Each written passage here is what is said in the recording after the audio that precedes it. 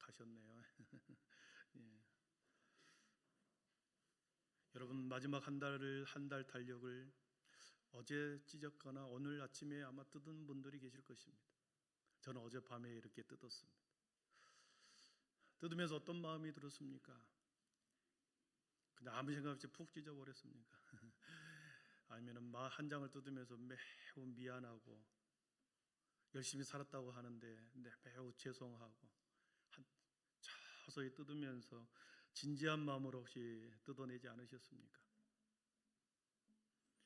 내 삶에 내 인생에 다시는 오지 않을 11월 한 달을 이렇게 찢어버렸습니다. 섭섭하죠. 안타깝습니다. 열심히 산다고 사는데 늘 부족한 우리의 모습을 보면서 그러나 우리는 희망이 있습니다. 새로운 한 달을 주님이 열어주셨기 때문에 우리는 희망이 있는 거죠. 아멘. 세상의 모든 사람은 기다리며 산다고 해도 과언이 아닙니다. 선택과 기다림, 순간순간 선택과 기다리며 사는 게 저의 인생, 우리들의 인생인 것 같습니다. 작게는 정류장에서 버스를 기다리는 것에서부터 시작해서 커피숍에서 사랑하는 사람을 만나고 기다리는 것, 그리고 주부는 월급날을 기다리고 또 사원들은 휴가를 기다리고 결혼을 앞둔 사람은 예비 신랑 신부는 들뜬 마음으로 그날을 기다리고 3년 동안 열심히 공부하고 지금 수능 시험을 다 끝내고 7개의 학교에 원서를 내놓고 합격을 기다리는 우리의 청년 친구들이 있을 것입니다. 인생은 선택과 기다림입니다. 여러분, 기다림 속에는 간절함이 있고 희망과 기대가 있고 소망이 있고 애틋함이 있고 눈물이 있습니다. 기다림 속에는 눈물이 있다는 것을 여러분 아십니까? 애틋함이 있는 거죠. 안타까움이 있습니다. 사랑하는 성도 여러분, 우리는 크게 그리스도인들은 기다릴 분이 있습니다. 재림의 주님을 기다리는 그 마음으로 저와 여러분은 매일매일 살아가고 있는 줄 믿습니다. 어제도 오지 않았고 그제도 오지 않은 분이 오늘 오신다면 어떻게 할까? 초대교회 성도들은 늘 함께 떡을 떼고 공동체 모든 예배를 다 드린 후에 항상 그런 기도를 합창을 했습니다. 아멘 주 예수의 오시옵소서. 아멘 주 예수의 오시옵소서.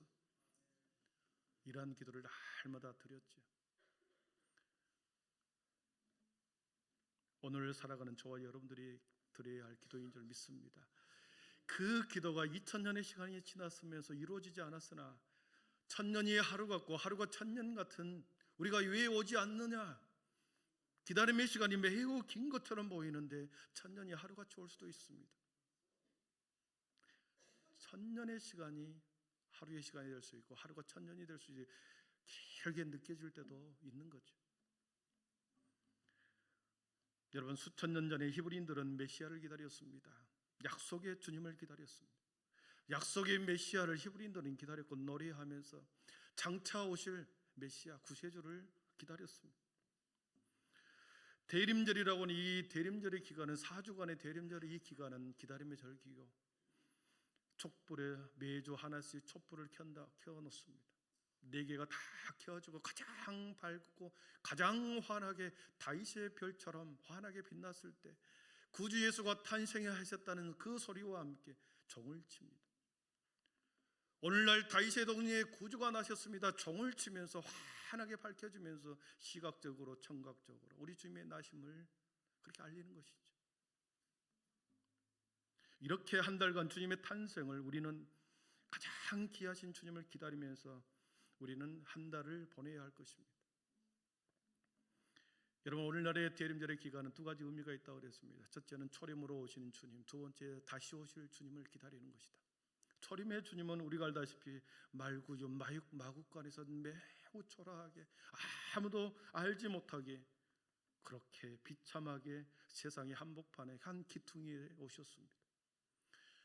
그렇게 말구가에 오셨던 그 주님이 인간의 시간을 갈라놓아 버렸습니다. 예수님이 탄생하기 BC와 예수님이 탄생한 이후에 AD로 갈라버렸죠. 시간의 역사를 갈라놓으셨습니다. 인간의 역사를 갈라놓으셨습니다.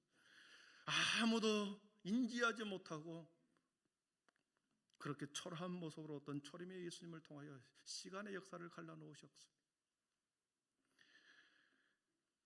기원 후 6세기에는 대림절 기간은 결혼을 금하고 금식을 선포하면서 사순절처럼 그렇게 경건하게 보냈었습니다. 그러나 6세기 이후에는 성탄절에 만왕의 왕의 탄생에 초점을 맞추면서 탄생의 주님을 기리면서 다양한 행사와 상징적인 여러 가지 행사를 통하여 기쁨의 절기로 바꾸었는데 그것이 지금까지 내려오고 있습니다. 오늘 본문의 말씀은 스가랴 선지자가 장차 520년 전에 오실 메시아를 환상으로 보았습니다. 스가랴 선지자는 학개, 스가랴, 말라기 이 세 사람은 포로 후 70년의 포로 후에 활동했던 선지자들입니다. 그리고 고국으로 돌아와서 자신의 백성들을 향하여 다시 재건하고 새로운 하나님의 공동체를 재건하기를 독려하고 새로운 성전을 재건하는 선지자였습니다. 그들에게 오늘 본문 9절에서는 이렇게 말씀합니다. 우리 9절 앞에 기록된 대로 한번 같이 읽어보겠습니다. 시작. 시온에 따라 크게 기뻐할지어다. 보라, 내 왕이 내게 임하시나니. 아멘. 예루살렘과 시온은 구원의 백성들이 머무르는 장소였습니다. 시온과 예루살렘, 하나님의 백성들이 머무르고 활동했던 그곳이었죠. 딸이라고 표현하는 것은 문자적 의미로 아들과 딸을 의미하는 것이 아니라 하나님의 통치, 하나님의 다스림, 하나님의 인도하심을 받는 모든 하나님의 백성들을 통칭적으로 말할 때 성읍의 백성들, 하나님의 딸, 시온의 딸이라고 표현합니다. 여러분, 성경은 과거의 죽은 문자가 아니다 그랬습니다. 오늘도 살아서 우리들이 잊고 있는 모든 사람들이 살아서 역사하시는 살아있는 하나님의 말씀이고, 이 말씀을 읽고 그대로 듣고 행하는 모든 자들에게 여전히 움직이며 우리에게 능력을 주시고 우리를 하나님 앞으로 끌고 가는 말씀의 진리의 빛입니다. 그래서 스가랴 선지자가 말했던, 고백했던 시온의 딸, 예루살렘의 딸, 그 당시에 이스라엘 백성들을 의미하기도 하지만 스가랴 선지자가 살았던 그 민족을 의미하기도 하지만 예수 그리스도를 구주로 고백한 모든 사람은 영적으로 시온의 딸이요 예루살렘의 딸이다. 이렇게 우리가 정체성을 가지고 받아들일 수 있기를 바랍니다. 나는 하나님의 통치하는 사람이다. 나는 하나님께서 여전히 지금 인도하고 계신다. 나의 인생을 하나님께서 통치하고 다스리시고 인도하여 가신다라고 하는 이 분명한 정체성과 믿음이 있을 때, 사랑하는 성도 여러분, 우리가 진정한 하나님의 자녀, 하나님의 백성, 시온의 딸이 되는 줄 믿습니다. 여러분, 오늘 스가랴 선지자는 BC 520년에 활동했던 선지자라고 그랬습니다. 포로 후기에 활동했다고 그랬습니다. 70년 동안 그들이 갇혀있던 그들이, 바벨론 땅에 머물렀던 그들이 고국으로 돌아왔습니다. 여러분, 고국으로 돌아왔을 때 어떻게 되었습니까? 황폐해 있었습니다. 사람들의 모든 남아있는 사람들은 영적으로 완전히 무기력해져 있었습니다. 폐허가 되었고 무너져 버렸고 허물어져 버렸고 사람들의 자신의 백성들의 마음은 완전히 허물어져 내렸고 한복판에서 빛이 없는 사람들처럼 무너져 내린 초라한 민족으로 그렇게 보였습니다. 스가랴 선지자는 그 황폐한 땅에서 돌아와서 그 모습을 보았으나 영광스러운 비전의 환상을 보게 됩니다.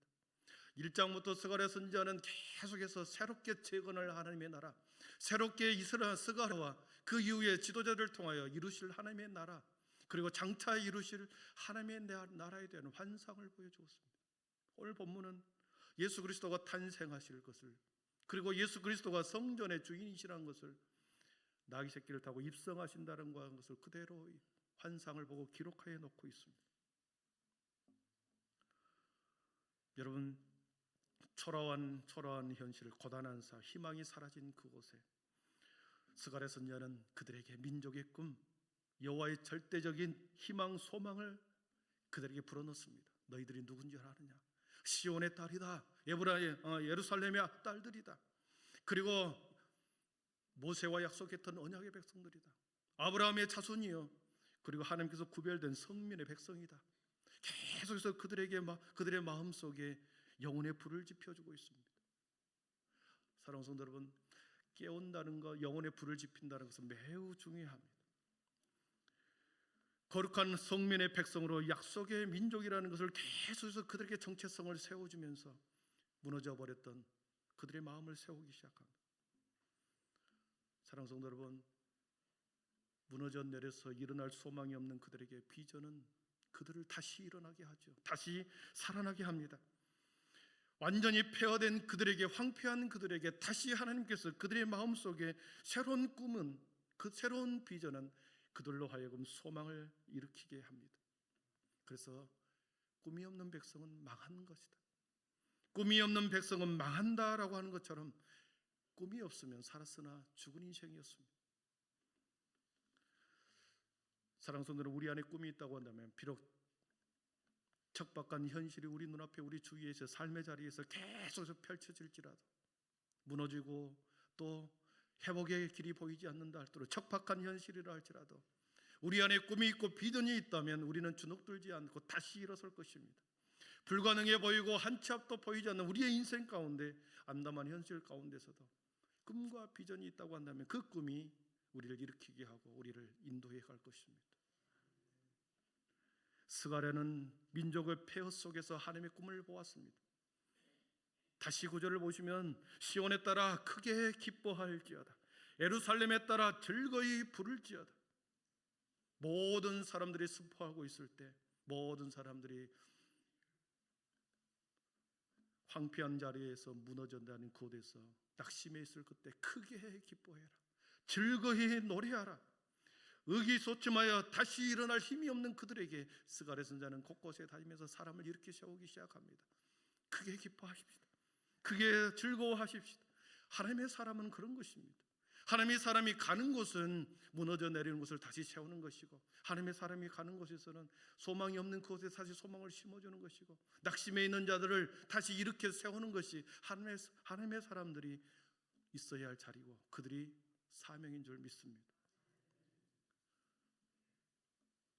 여러분, 저와 여러분들은 홍해 앞에 길이 열리는 그 비전을 보고 살아갑니다. 도저히 길이 열리지 않을 것 같은데 그 비전을 보고 살아가는 자죠. 모든 것이 막혀버리는 그런 여리고성이 무너지는 꿈을 꾸고 살아가는 자들입니다. 내 인생을 꽉 막고 있고 어디로 가야 할지 모르는 그러한 곳에 여리고성이 무너지는 그 비전을 가지고 반드시 무너질 것이다, 반드시 홍해의 길이 열릴 것이다, 사막에 강이 나고 반석에서 물이 날 것이라는 것을 믿음의 눈으로 바라보면서 하나님께서 우리를 크게 기뻐해라, 크게 즐거워해라 말씀하십니다. 스가랴는 어떤 근거로 무엇을 보았기에 이런 근거 없는, 말도 안 되는 상황에서 말도 안 되는 말을 외치고 있을까요? 바로 다음 문장을 보십시오.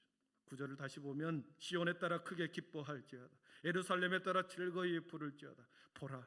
보라 내 왕이 내게 임하시나니, 보라 내 왕이 내게 임하시나니, 그는 공의로우시며 구원을 베푸시며 겸손하여 나귀를 타시나니 나귀의 작은 것 곧 나귀 새끼니라. 보라 내 왕이 내게 임하신다. 우리의 왕이 우리 가운데 임하실 것이다.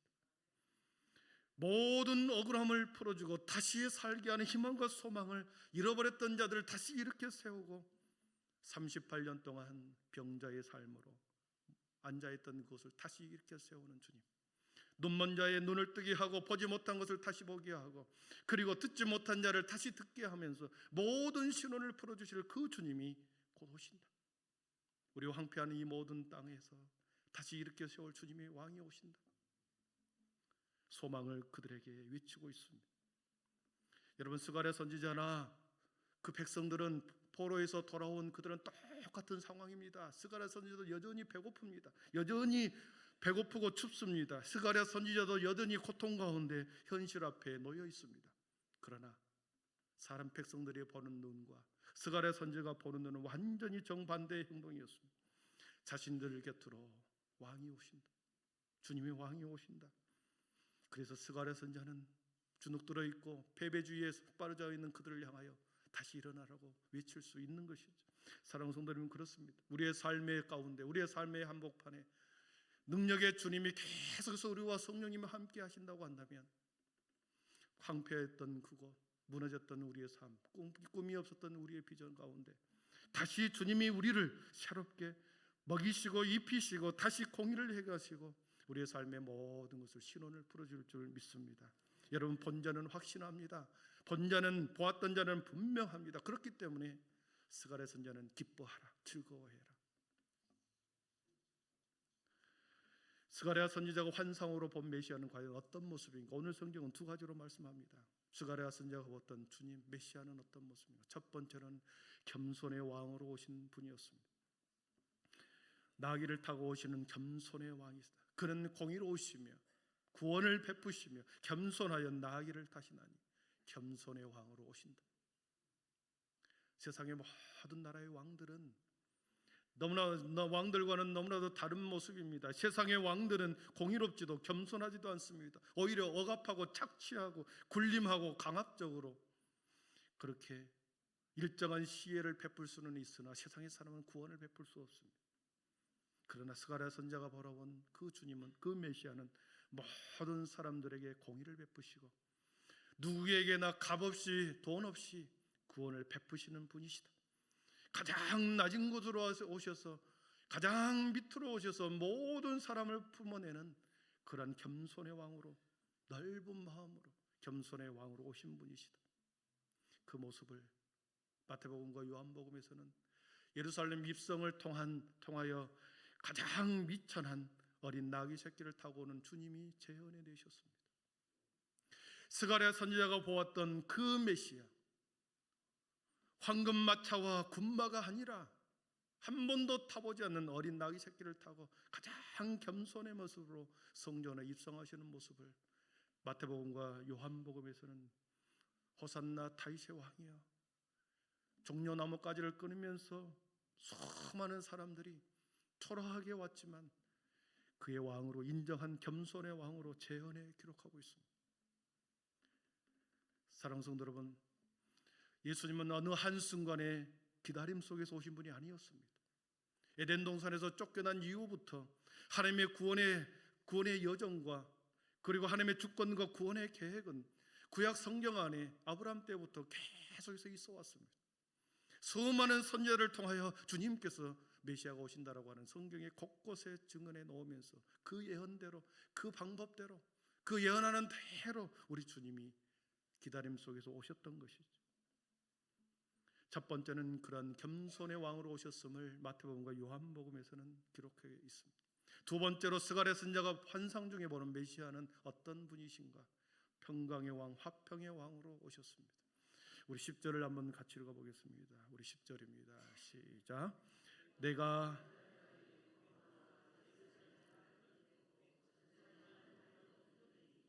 그가 이방 사람에게 화평을 전할 것이요 그의 통치는 바다에서 바다까지 이르고 유라데 강에서 땅끝까지 이르리라. 아멘.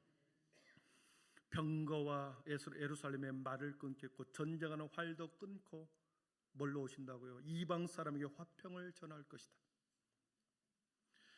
우리 주님께서 이루시고자 하는 나라는 군사력과 무기로 건설되는 나라가 아니라는 것을 말씀하고 있는 거죠. 화평으로, 평강으로 이루실 분이시다. 세상의 모든 나라는 자신들의 나라를 지키기 위해서는 무기와 활과 그리고 병거가 있어야 한다고 말합니다. 3년간 지속된 우크라이나 전쟁을 보십시오. 자신들의 안전을 지키기 위해서는 계속 무기를 보충합니다.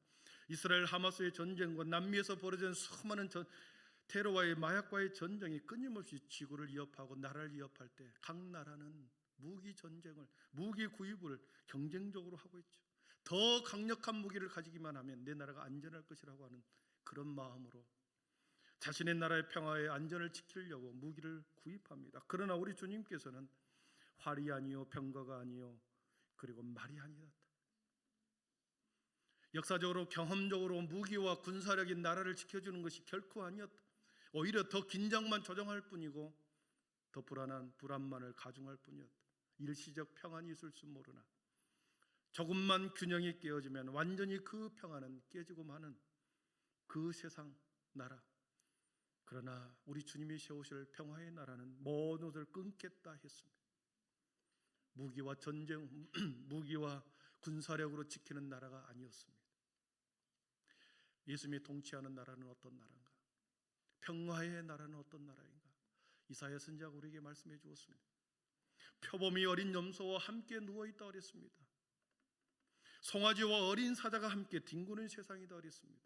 암소와 곰이 함께 먹고, 그리고 사자가 소처럼 풀을 먹는 세상, 젖먹는 아이가 독사의 굴에 손을 넣어도 전혀 해됨도 상함이 없는 그런 나라, 약육강식의 강자가 약자를 지배하는 그런 나라가 아니라 함께하는 공존공영의 나라, 우리 주님이 세우실 그 평화의 나라는 공존공영의 나라였습니다. 여러분, 그런데 이 나라가 이 세상에 있을까요? 우리 주님이 세우시는 그 나라, 평화의 나라, 이 세상에 있을까요? 없습니다. 해됨도 없고 상함이 없는 이런 나라 세상에 없습니다. 이런 나라는 이 땅에 없습니다. 이런 나라에 대해서 있다라고 하는 것을 예수님께서 오셔서 이 나라가 있다, 평화의 나라가 있다, 예수님께서 오셔서 그 나라를 선포하고 그 나라의 백성이 되는 비결에 대해서 우리에게 가르쳐주기 위해서 이 땅에 오셨습니다. 아멘. 그 세상에 주님이 세우시는 그 나라는 세상에는 없지요. 그러나 그 나라가 있다는 것을 우리에게 알려주기 위해서, 그리고 그 나라에 들어가는 비결에 대해서 가르쳐주기 위해서 우리 주님이 이 땅에 오신 것입니다. 평강의 나라, 하나님 예수님이 세우신 그 화평의 나라는 어떤 사람이 들어가는가? 11절을 보겠습니다. 11절 앞에 서두를 보면 또 너로 말할진대 내 언약의 피로 말미암아 그랬습니다. 언약의 피로 말미암는다. 언약의 피, 이것은 시내산에서 모세와 하나님과의 약속, 그 제단에서 흘렸던 송아지의 피를 의미합니다. 그런데 이 송아지의 피가 그리스도께서 흘리신 언약의 피였습니다. 그리스도께서 택한 백성들의 속죄를 위하여 흘리신 언약의 피, 그 대속의 피를 통해서만이 우리가 하나님의 나라에 들어갈 수 있음을 말씀하고 있습니다. 죄에 결박당하여 죽어가는 모든 자들을 풀어주고 평강의 나라로 들어가기 위해서는 반드시 예수님께서 흘리신 언약의 피를 가지고 그리스도의 속죄의 피를 가지고만이 그 나라에 들어갈 수 있음을 말씀하시죠. 두 번째는 평강의 나라를 어떻게 들어가는가? 11절 같이 한번 또 읽어보겠습니다. 11절입니다. 또 너로 말할진대 내 언약의 피로 말미암아 내가 내 갇힌 자들을 물없는 구덩이에서 놓았나니. 아멘. 물없는 구덩이에서 놓았다, 이것은 바벨론 포로에서 자유케 해주는 것을 의미했습니다. 70년 동안 포로 상태에서 풀어주었던 자유, 선민의 백성으로 풀어줬던, 구원해 내셨던 것을 상징하지만 이것은 우리 주님께서 생명의 줄로, 구덩이에 빠져있는 사람은 스스로 나올 수 없게 누군가가 줄을 내어줘야, 구덩이에 빠져있는 그 사람을 건져내기 위해서는 밖에서 누군가가 생명의 줄을 내어주어야만, 구원의 줄을 내려주어야만, 그리고 그 줄을 잡고 올라올 수 있게 되는 거죠. 우리 주님이 오신 이유는 생명의 줄, 구원의 줄을 세상의 모든 사람들에게 내려주기 위해서 오신 것입니다. 아멘. 그래서 평강의 나라는 언약의 피요 생명의 줄을 붙잡는 자들만이 갈 수 있는 곳이다. 그리고 또 세 번째로 그 날은 어떤 사람이 가는가? 12절을 같이 읽어봅니다. 12절입니다. 갇혀 있으나 소망을 품는 자들아 너희는 요새로 돌아올지니라. 내가 오늘도 이르노라. 내가 내게 갑절이나 갚을 것이니라. 아멘. 갇혀 있으나 소망을 품는 자들아 너희는 요새로 돌아올지니라. 요새로 들어올지니라. 요새로 돌아와라. 요새가 무엇입니까? 적이 침략할 수 없는 난공불락에 세워지는 것이 요새입니다. 어떤 공격이 날아와도 침범할 수 없는 곳, 그것이 요새죠. 요새로 들어와라. 요새로 들어와야 안전하겠죠. 세상 사람들은 견고한 성을 쌓고 토단을 쌓고 집을 높이 세워놓고 여러 장치를 세워놓지만 세상에서는 그 우리의 생명을 지켜줄 요새는 없습니다. 이 요새는 우리 주님께서 세우신 교회였습니다. 음부의 권세가 침범하지 못하는 교회, 이 땅의 교회는 머리로 교회의 머리가 되신 그리스도께서 진정한 교회의 주인이신 주님이 계시는 그곳, 보편적 교회, 우리 주님께서 세우신 그 교회 안으로 들어오라. 그 교회 안으로 들어와라. 그 요새 안으로 들어오라. 그 요새 안으로 들어오는 자만이 평강의 나라, 화평의 나라의 백성이 될 수 있다는 것을 말씀하시는 것이죠. 말씀을 정리합니다. 예수님은 세상의 모든 사람들에게 하늘의 소망을 주시기 위해서 이 땅에 오셨습니다. 하늘의 소망을 주시기 위해서, 평강의 소망을 주시기 위해서 오셨습니다. 장차 도래할 화평의 나라를 소망으로 주시기 위해서 우리 주님이 오셨습니다. 화평의 나라가 있고 평화의 나라가 있고 그것을 있다라는 것을 알리고 그리고 들어가는 비결에 대해서 우리들에게 오셨습니다. 그 왕이 지금 우리 곁에 오셨고 앞으로 오실 예정입니다. 사랑하는 성도 여러분, 그 소망의 나라, 그 소망의 요새, 그 생명의 나라, 그 소망이 나의 소망이 되기 위해서는 요새 안으로 들어와야 돼. 교회의 머리 되신 주님이 계시는 곳으로 요새 안으로 들어와. 음부의 권세가 침범하지 않는 교회 안으로 들어와. 우리 모든 사람들에게 소망과 화평과 평강의 나라를 똑같이 주었습니다. 그 나라가 나의 나라가 되기 위해서는 소망 중에 우리에게 가르쳐 주신 요새로 들어가야 합니다. 사랑하는 성도 여러분, 세상의 많은 사람들에게 우리 주님이 알렸습니다. 평강의 나라, 소망의 나라가 있다. 그러나 그 소망이 나의 소망이 되기 위해서는 내가 믿음을 가지고 요새로 교회 안으로 들어와야 된다고 하는 그것을 우리들에게 가르쳐 주셨습니다. 우리 곁에 주님이 오고 계십니다. 우리 곁에 주님이 오셨습니다. 앞으로 장차 우리 주님께서 재림의 주님이 그 소망을 가지고 그 평안을 가지고 다시 오실 것입니다. 4주간 우리가 더 경건하게 오셨던 주님, 오실 주님을 기다리며 그렇게 살아가는 우리 모든 믿음의 성도들 되기를 축원합니다. 기도하겠습니다.